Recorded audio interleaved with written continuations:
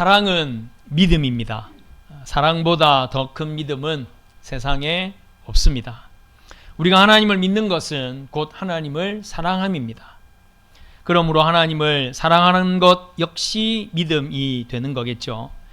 저는 인간의 사랑도 믿음이라고 생각합니다. 믿음이 깨지면 사랑이 깨지는 거죠. 믿음을 지키면 사랑은 유지됩니다. 사랑하려면 사랑하려면 믿음부터 우리 안에 채워 나가야 합니다. 믿음이 충만하면 반드시 우리의 삶이 사랑으로 가득하게 될 것입니다. 여러분들의 삶의 무기는 무엇입니까? 어떤 무기를 들고 여러분의 삶의 현장으로 달려가십니까? 좀 호전적으로 들리실 수는 있을 것 같습니다만은 흔히 얘기하잖아요. 삶이 전쟁터다. 그렇게 말하지 않습니까? 저는 이거 틀린 말이 아니라고 생각해요. 이 전쟁을 치르려면 나름대로 좋은 무기가 필요합니다. 탁월한 인간관계를 이끄는 그런 무기 여러분 가지고 계시나요? 여러분들이 다가가기만 하면 그 사람이 다 여러분들의 편이 되는 탁월한 인간관계의 무기 가진 사람 있는 것 같습니다. 또 풍부한 상식을 가지고 있어서 사람들이 뭔가를 궁금해하고 어려워하면 척척 해결해주는 그런 무기를 혹시 여러분들이 가지고 있습니까? 또는 부족함이 없을 만큼 돈이 있어서 그걸 여러분들이 무기로 삼고 사십니까? 속으로 그러시겠죠. 그렇게 한번 해봤으면 좋겠다. 어떤 분이 그런 얘기 하더만요. 이 물건이 좋으냐, 저 물건이 좋으냐, 이 물건 잘 샀냐, 저 물건 잘 샀냐 이렇게 얘기하니까 뭐 그런 거 다 필요 없다. 비싼 거 사라, 비싼 거. 비싼 거 사면 후회가 없다. 그렇게 얘기를 하더라고요. 나도 저렇게 한번 살아봤으면 좋겠다. 이런 마음이 살짝 들기는 했는데요. 여러분 이게 정말 진정한 무기라고 할 수 있을까요? 세상 사람들이 이런 것들을 무기로 삼기 위해서 얼마나 혈안이 되어서 열심을 다하고 있는지 몰라요. 목적한 바를 이루기 위해서 이 사람한테 돈을 갖다 줬다가 저 사람한테 돈을 갖다 줬다가 이 사람에게 붙었다가 저 사람에게 붙었다. 이런 처세술. 여러분 그게 얼마나 오래 가겠어요. 또 진심이 아닌 말로 사람들의 마음을 혹하게 하는 것, 이건 역시 결코 오래 가지 않습니다. 우리는 미국이 2차 세계대전을 끝내기 위해서 일본 히로시마의 원자폭탄을 투하한 사실을 잘 알고 있어요. 일본이 2차 대전을 온 세상을 혼란스럽게 만들고 있다가 점점 폐색이 짙어지는데 결정적인 이유는 미군이 개입한 거예요. 미군이 2차 대전에 개입하면서 일본이 점점 더 전쟁에 힘들어지게 됩니다. 1941년도에 일본이 미군의 이 진주만을 공격하게 됩니다. 수많은 이 전투기를 앞세워서 진주만에 있는 미군의 군사 기지들, 무기들이 있고 그곳을 공격을 한 거죠. 미군은 가만히 생각합니다. 계속 이대로 뒀다가는 이 전쟁이 더 길어지고 우리 미군도 더 많이 죽게 되겠다. 그래서 미군이 하나의 프로젝트를 시작합니다. 그게 뭐냐면 지금 가지고 있는 무기로는 안 되겠다. 원자폭탄을 만들어야 되겠다. 그래서 프로젝트를 세워서 원자폭탄을 만들기 시작합니다. 그래서 진주만 공격이 있었던 1941년 그 이후로 4년 만에 원자폭탄을 만들고 결국은 일본 히로시마에 원자폭탄을 터뜨립니다.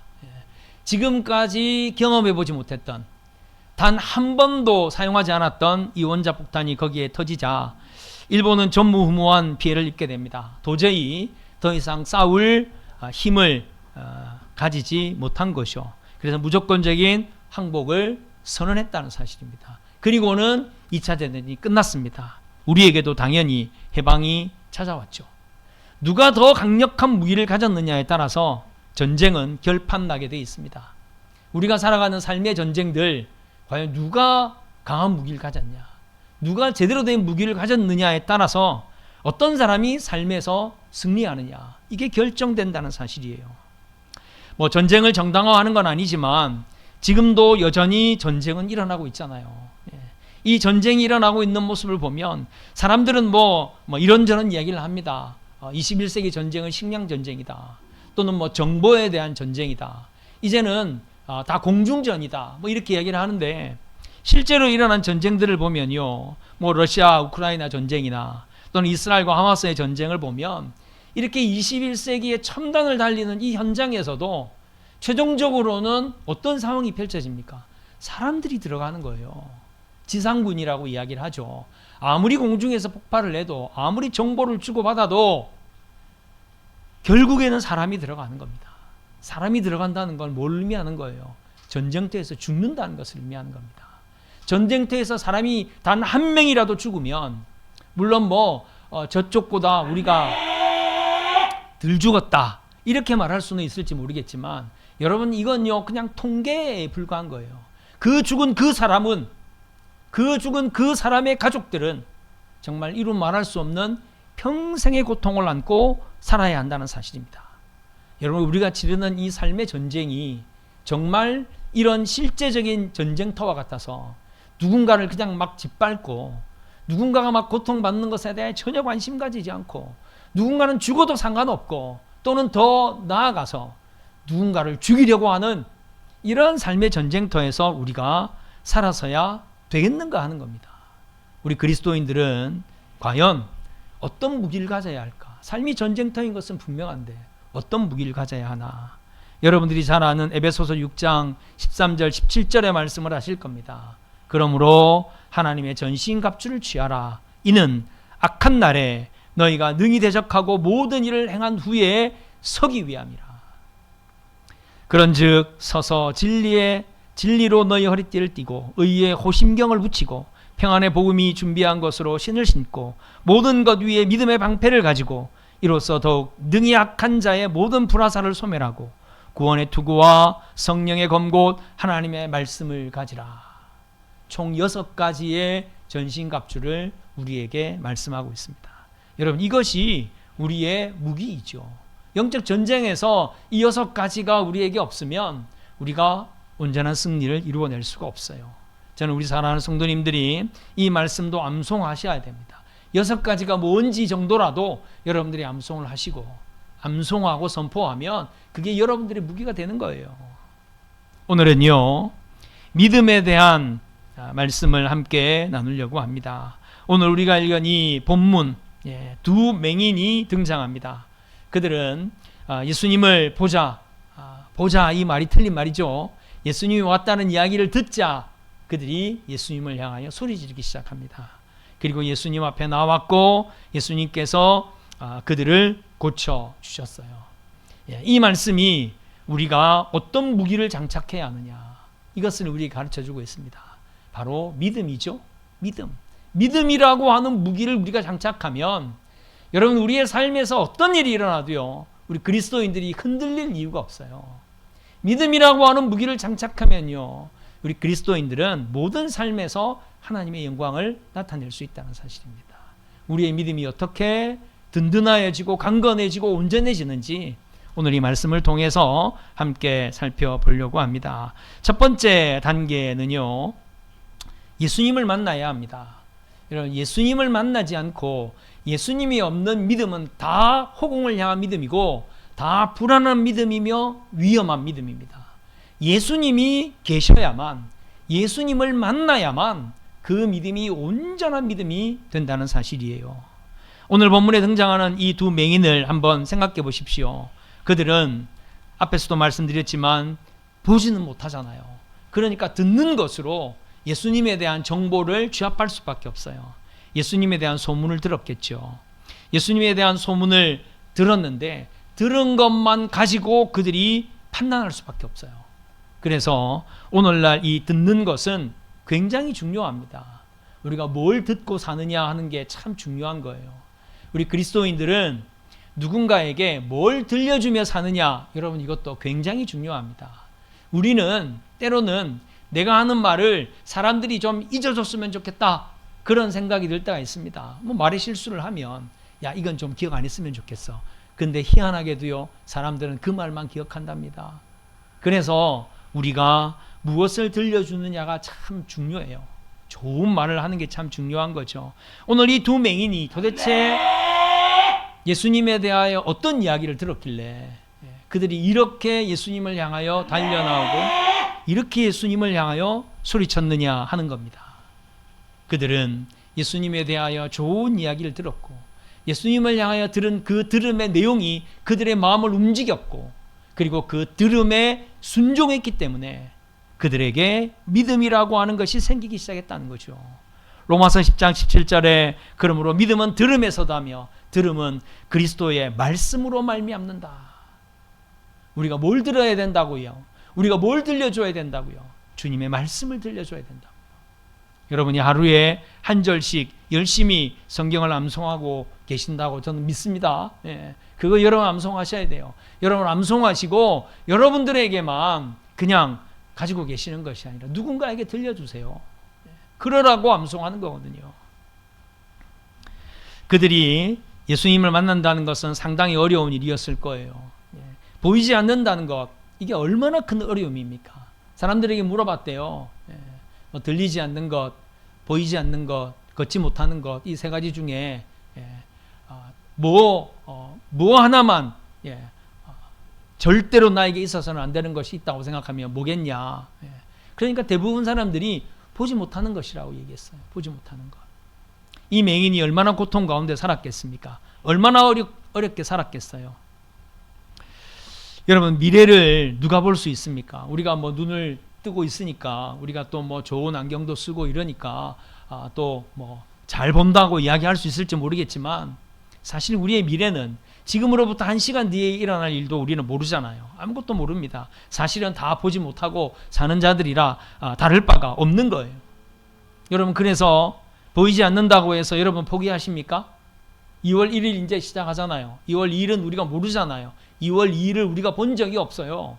그렇다고 여러분들이 2월 2일을 포기하십니까? 아무도 포기하는 사람이 없잖아요. 오늘 이 사람들이 그랬다는 사실입니다. 비록 보지 못한다는 어려움이 있지만 그 어려움 때문에 포기하지 않았다는 사실이에요.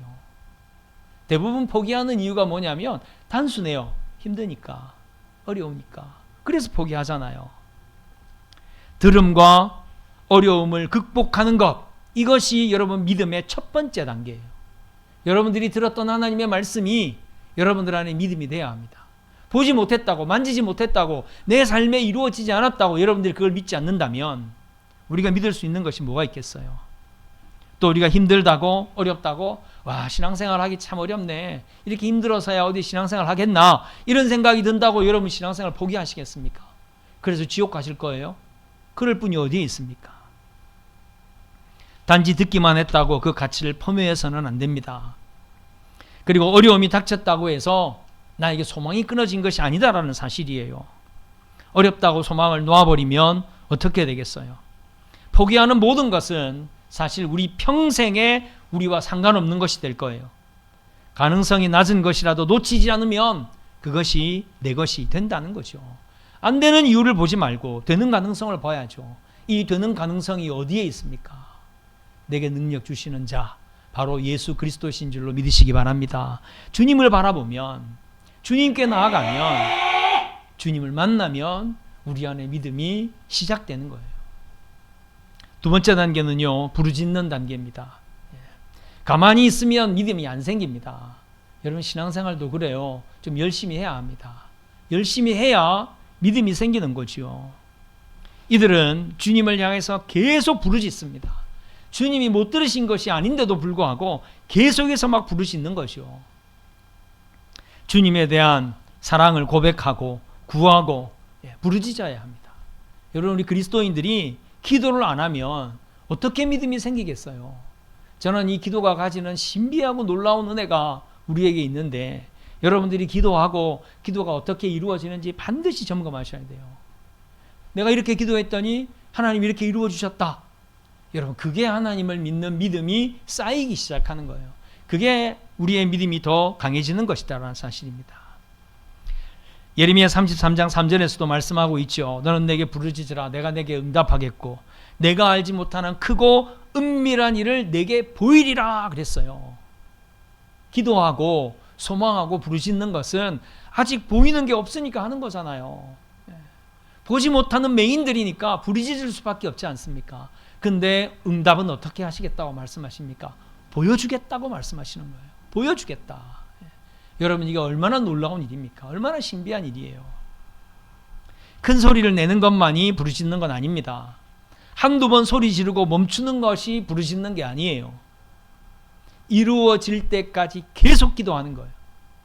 그리고 또 하나 더, 이건 더 중요한 건데요. 하나님이 보여주실 때까지 기도하는 거예요. 보여주겠다 약속하셨으니까 보여주실 때까지 기도하는 거죠. 하나님이 좀 더 기다려라를 보여주실 수도 있고, 하나님이 이건 아니다라고 보여주실 수도 있어요. 하나님이 보여주실 때까지 기도하는 겁니다. 이 기도가 우리의 부르짖음이에요. 그래서 저는 여러분들에게 권면을 드립니다. 지치거나 포기하지 마세요. 지칠 수 있죠. 뭐 옛날에는 워낙 통성 기도를 많이 했기 때문에 부르짖고 기도하십시오. 통성으로 기도하십시오. 여러분, 저는 또 뭐 전도사, 부목사, 또 담임 목사 이렇게 목회를 계속했기 때문에 통성 기도를 인도하는 것이 여러분 이게 얼마나 힘든 일인지 몰라요. 기도를 시작하고 기도를 끝낼 때까지 그 텐션을 늦추지 말아야 되잖아요. 예전에는 지금보다 더 소리 질렀어요. 더 주여 주여 막 했습니다. 그렇게 부르짖고 나면 진이 빠지는 거죠. 진이 빠집니다. 여러분, 그렇게 하는 것이 부르짖음이라면 지치지 않을 사람이 어디 있겠어요. 목이 그냥 확 쉬어버리고 다리에 힘이 빠져버리고 다 쓰러지겠죠. 우리의 지치지 않음은 소리 지르는 것을 멈추지 말라는 이야기가 아니라 하나님을 향한 그 믿음을 내려놓지 말라는 거예요. 하나님을 향한 그 소망을 내려놓지 않는 거죠. 지치고 포기하면 그 순간부터 그건 더 이상 부르짖음이 아닌 거지요. 들리도록 이루어지도록 끝까지 외치고 부르짖는 이 부르짖음은 결국 내 안에 있는 겁니다. 하나님을 향한 열망과 열정 안에 있는 거죠. 우리가 외치는 것은요, 들리지 않는 허공을 향하여 외치는 게 아니잖아요. 늘 우리에게 얼굴을 향하시고 늘 우리를 바라보시고 우리를 잠시도 떠나지 아니하시는 임마누엘의 주님을 향해서 우리가 부르짖는 거지 않습니까? 왜 부르짖어야 하느냐? 앞에서도 말씀을 드렸어요. 다 들으시는데도 왜 부르짖어야 하느냐? 그것이 나의 믿음이라는 것을 하나님 앞에 보여드리는 거예요. 하나님이 모르겠어요? 내가 믿음이 있는지 없는지 하나님 모르시겠습니까? 아십니다. 그러나 내가 그렇게 부르짖는 것을 통해서 끝까지 포기하지 않고 하나님 앞에 계속 구할 때, 그 열정을 식히지 않을 때 내가 하나님 앞에 이 믿음이 있음을 하나님 앞에 보여드리는 거예요. 외치지 않는 것을 믿음으로 보시지 않습니다. 여러분들의 삶에 소리 없는 외침일지라도 하나님을 향하여 끊임없이 부르짖으십시오. 열망하십시오. 그게 뭐가 되는 줄 아세요? 그게 여러분들의 믿음이 됩니다. 할렐루야. 그게 여러분들의 믿음의 크기가 되는 거예요.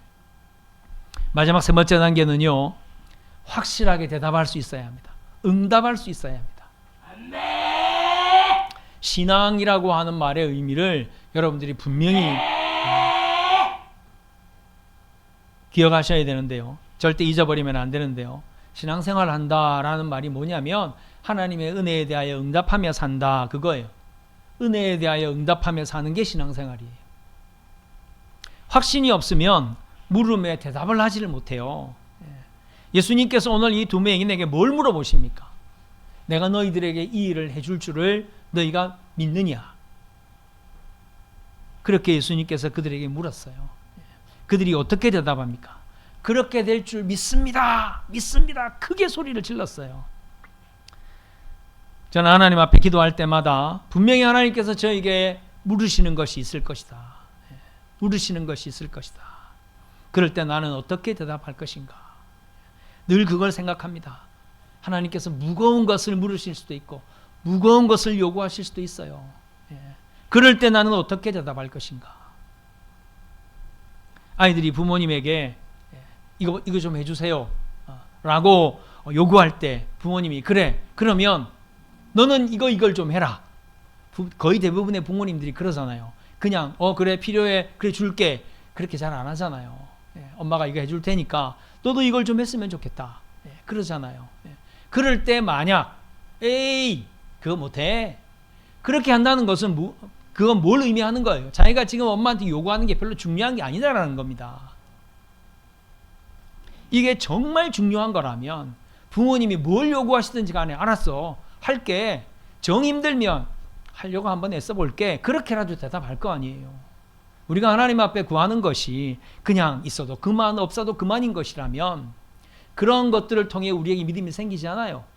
하나님 앞에 강력하게 구하고 하나님께서 우리에게 뭘 말씀하시든지 간에 우리가 순종할 수 있는 그런 준비가 되어져 있어야죠. 오늘 이 두 맹인은 사실 다른 대안이 없었기 때문일 수도 있습니다. 얼마나 눈 떠보려고 좀 볼 수 있게 해보려고 얼마나 많이 애를 썼겠어요. 근데 그게 불가능하고 이제는 이분이 행하신 이 능력 밖에는 우리에게 다른 대안이 없다. 그렇게 생각했을 수도 있습니다. 근데 저는 여기에도요, 굉장히 중요한 의미가 담겨 있다고 생각해요. 여러분들이 하나님 앞에 기도할 때 다른 대안을 가지고 기도합니까? 하나님이 안 들어주면 내가 저 사람한테 가서 이야기를 해야지. 하나님이 이거 안 들어주면 내가 이거 해야지. 그렇게 대안을 가지고 기도하나요? 그런 기도는 그냥 안 하는 게 낫습니다. 왜냐하면 그런 기도를 통해서 우리에게 믿음이 안 생기니까요. 하나님께서 나에게 무엇을 말씀하시든지 응답할 준비가 되어져 있다는 것은 그것이 그만큼 간절함이라는 것을 의미하는 것이고, 그리고 그 응답을 확실하게 하는 그 순간에 우리에게 단단한 믿음이 생기는 거예요. 확실한 응답이 곧 믿음입니다. 저는 항상 예배를 마치고 축도할 때 이렇게 축도하잖아요. 예수님의 은혜, 하나님의 사랑, 성령의 감동, 그리고 오늘 말씀을 살짝 요약하면서 그렇게 살기로 결단하는 우리 성도들에게 하나님 함께 해주십시오. 여러분, 우리가 하나님 앞에 예배를 드리는 이유가 뭐라고 생각하세요? 우리의 삶을 하나님 앞에 올려드리는 거예요. 우리의 정성과 우리의 마음을 하나님 앞에 올려드리는 거예요. 올려드리고, 그리고 하나님께서 우리에게 주신 도전에 대해서 결단하는 거예요. 하나님 앞에 응답하는 겁니다. 이제는 이렇게 살겠습니다. 그렇게 여러분들이 고백할 때 여러분 안에 믿음이 생기는 거예요. 하나님, 이건 정말 힘들어요. 이거 제가 어떻게 합니까? 지난주 새벽 예배에, 이번 주 토요일 새벽 예배죠. 지난주 하나님이 거룩하시니 내가 거룩하니 너희도 거룩해라. 하나님이 그렇게 명령하셨어요. 여러분, 이것보다 더 힘든 일이 어디 있겠습니까? 하나님의 거룩하심을 우리가 어떻게 그대로 우리가 거룩하게 살아요? 저도 한 주간 돌아보면 거룩하지 못했던 때가 얼마나 많은데요. 너무 무겁잖아요. 너무 힘들잖아요. 신약 성경에서는 예수님이 뭐라고 말씀하십니까? 오른뺨을 치며 왼뺨을 돌려대라, 그렇게 말씀하시잖아요. 여러분, 그래 보신 적 있나요? 한 번도 없을 거요? 죄송합니다. 여러분들을 제가 함부로 판단해서. 근데 저는 그래요. 저는 한 번도 오른뺨을 치는데 왼뺨 돌려댄 적이 없어요. 군대 있을 때 상급자에게 뺨을 아주 그냥 눈이 번쩍번쩍하게 맞은 적이 있습니다. 그런데요, 그때도 다른 쪽도 때려주세요라고 못하겠더라고요. 근데 예수님이 그렇게 하라고 말씀하셨단 말이죠. 하나님의 말씀 가운데는 우리가 정말 지키기 어려운 말씀이 있을 수도 있습니다. 그렇지만 하나님 내게 믿음 주시면, 하나님 저와 함께 해주시면 제가 하겠습니다, 한번 해보겠습니다 라고라도 우리가 응답해야 하지 않을까요? 저는 또 그런 마음이 있어요. 정말 기회가 되면, 그런 기회가 주어진다면 내가 왼뺨을 한번 돌려대 봐야 되겠다, 그런 마음도 늘 가지고 있습니다. 예수님은 그들에게 믿음을 물으셨잖아요. 그 사람들은요, 앞뒤 전후 좌우 가리지 않고 믿는다고 그냥 선언해버렸어요. 여러분, 이걸 예수님께서 좋아, 그래, 보자, 네가 진짜 믿음이 있는지 한번 따져보자, 예수님이 그랬나요? 아니에요. 믿음대로 될 것이다 선언하셨고, 또 오늘 본문에는 보니까 그들의 눈을 직접 만져주셨다 그랬어요. 눈을 직접 만져주셨다. 그래서 그들이 어떻게 됐겠습니까? 그들이 눈을 뜨고 보게 된 줄로 믿으시기 바랍니다.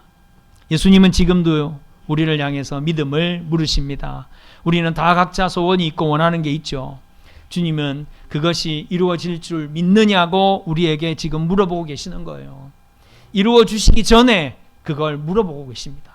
이것저것 생각하는 그 순간에 우리의 믿음은 산산조각 날 수 있습니다. 믿는다고 선언하고 선포하시길 바라요. 그걸 통해서 믿음이 생깁니다. 그 절실함이 확고부동하게 되고, 하나님은 그것을 원하시고 또한 우리가 선포하는 그 순간에 그걸 믿음으로 받으시고 우리에게 이루어 주신다는 거죠. 여러분, 이것이 여러분들의 무기가 되시길 바랍니다. 무기는 곧 경쟁력이잖아요. 그리스도인들은 이 특별한 경쟁력이 있어야 합니다. 세상 사람들이 가진 경쟁력, 무기 이거 얻으려고 너무 혈안이 되지 마시고 하나님의 선하심을 믿으시고 나를 위해 위대한 계획이 있으심을 믿으시고 그것을 담대히 선포하셔서 여러분들의 삶에서 하나님이 이루어 주시는 그 위대한 일들을 보시기를 주님의 이름으로 축원드립니다.